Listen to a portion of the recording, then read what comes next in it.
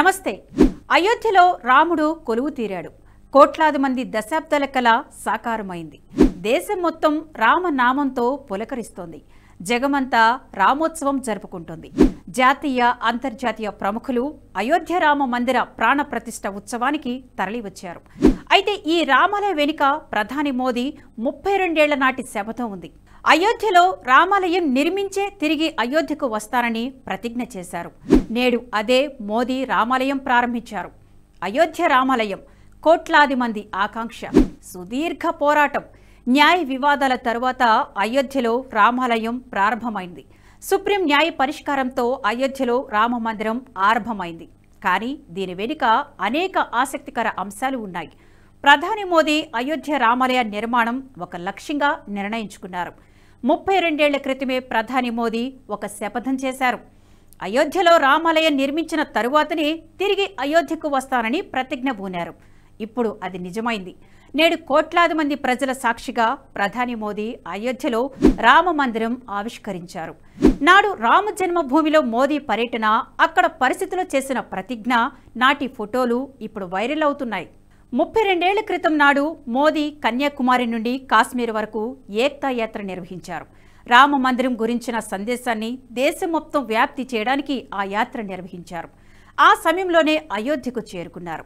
రామ జన్మభూమి ప్రాంతంలో పర్యటనకు ప్రయత్నించారు. అక్కడ ఉన్న పరిస్థితులపైన స్పందించారు. జై శ్రీరామ్ నినాదాల మధ్య నరేంద్ర మోదీ ఒక ప్రతిజ్ఞ చేశారు. అయోధ్యలో రామ మందిరం కట్టినప్పుడే తిరిగి వస్తానన్నారు. అది నిజమైంది.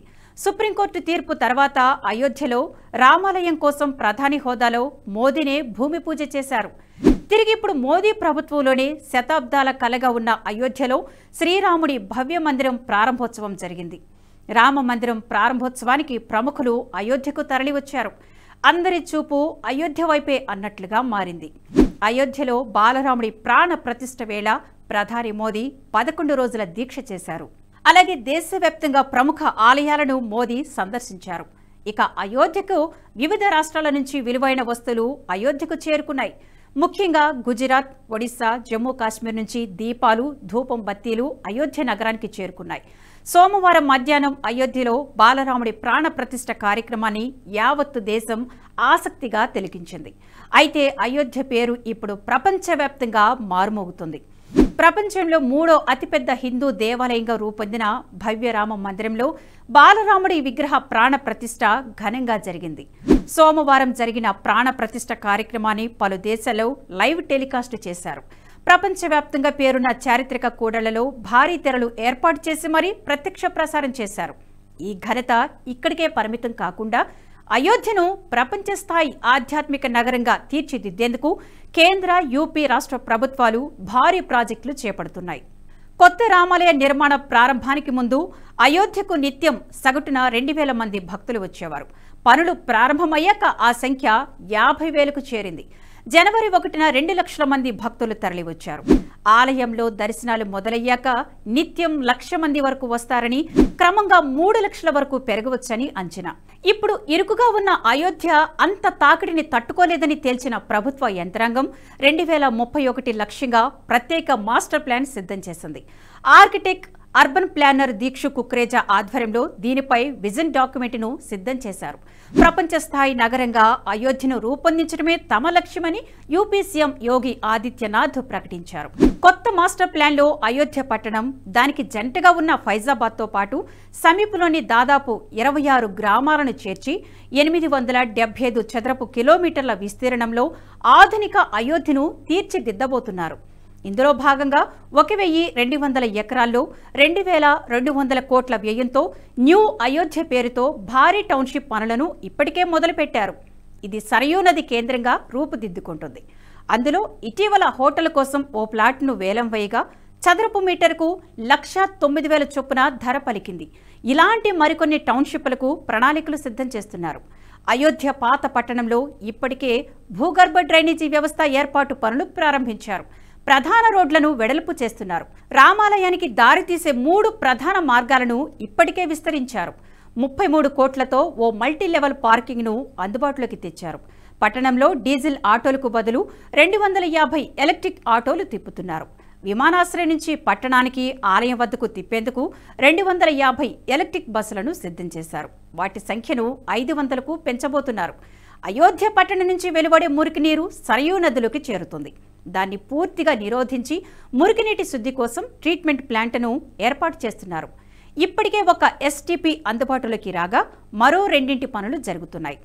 అలాగే అయోధ్యలో సౌర విద్యుత్ వినియోగం కోసం 5 ఏళ్ల కాల పరిమితితో ప్రత్యేక ప్రాజెక్టును చేపట్టారు.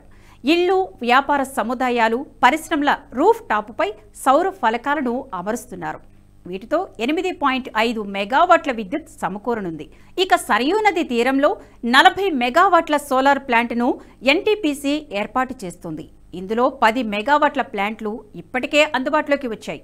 ఇక అయోధ్య శివార్లలో సరయూ తీరం వెంట 12.90 కిలోమీటర్ల పొడవున జాతీయ రహదారిపై సోలార్ లైట్లను ఏర్పాటు చేస్తున్నారు.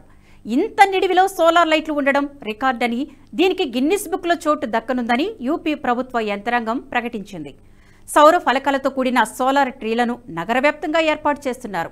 1 kV సామర్థ్యం ఉన్నవి 40, 2.5 kV సామర్థ్యం ఉన్నవి 18 సిద్ధమవుతున్నాయి. తాగునీటి కియోస్కులు, మొబైల్ ఫోన్ ఛార్జింగ్ పాయింట్లు ఈ విద్యుత్తుతోనే పనిచేయనున్నాయి.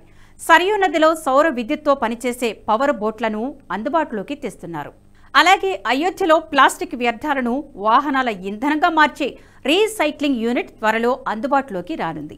అయోధ్య మున్సిపల్ కార్పొరేషన్తో కుదిరిన ఒప్పందం మేరకు బెంగళూరుకు చెందిన సంస్థ దీన్ని ఏర్పాటు చేస్తుంది. ఇది ఏటా 7,300 టన్నుల ప్లాస్టిక్ వ్యర్థాలను ఇంధనంగా మార్చగలదు. ఉత్తర భారతంలో ఈ తరహా అతిపెద్ద ప్లాంట్ ఇదే కానుంది. ఇక అయోధ్యకు భారీ సంఖ్యలో భక్తులు వస్తున్నందున హోటల్ పరిశ్రమ కూడా విస్తృతమవుతుంది. దేశవ్యాప్తంగా 5 స్టార్ హోటళ్లను నిర్వహిస్తున్న ఓ పెద్ద సంస్థ 120 గదులతో ఒకటి, 100 గదులతో మరొకటి చొప్పున 2 స్టార్ హోటళ్ల నిర్మాణ పనులు ప్రారంభించింది. చిన్న, మధ్యస్థాయి హోటళ్లు, భోజన వసతి ఇళ్లను నిర్వహించే మరో కంపెనీ 1000 గదులతో కూడిన 50 హోటళ్లను, భోజన నివాసాలను అందుబాటులోకి తెచ్చేందుకు ఏర్పాట్లు చేస్తోంది. మరికొన్ని సంస్థలు 1100 గదులతో కూడిన హోటళ్లను నిర్మించనున్నాయి. 1500 కోట్లతో లగ్జరీ విల్లాలు, సాధారణ ఇళ్లు, హోటళ్లను నిర్మించేందుకు ఒప్పందాలు చేసుకుంది.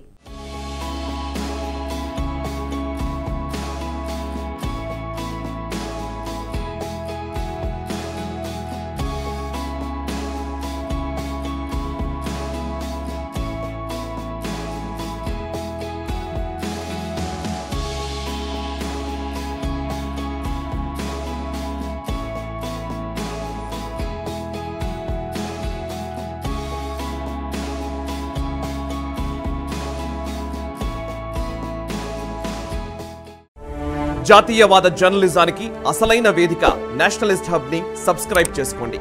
నోటిఫికేషన్స్ కోసం బెల్ ఐకాన్ పై క్లిక్ చేయండి.